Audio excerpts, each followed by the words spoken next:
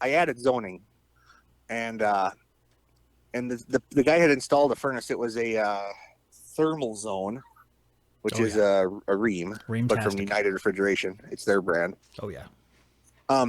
So, which is fine, but then the dude didn't even spring for a 96%er. He put a 92%er in, and he just cobbled it in with foil tape, and it was rough. Like, we actually ended up tearing it back out and reinstalling it.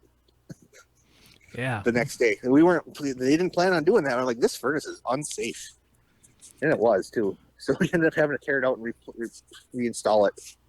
Now, when he installed it, did he put like the PVC vent into like a metal B vent that was already there or something like that? No, a lot of these older houses that are brick and stuff, you'll see them where they take the PVC and they just shove it inside the brick chimney. Oh, I don't think you're supposed to do that. No, but I guess where's all the exhaust fumes going to go? It's just going to go up out the chimney. Hey, that's right. I'm sure they install like a chimney liner and everything too. Well, I'm sure your brick chimney doesn't ever crack after 100 years. Well, I've seen a lot of them laying on the ground next to an old house.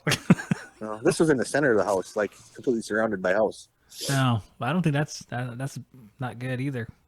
Yeah. No, we ended up tearing it out and putting it back in. I mean, it was bad.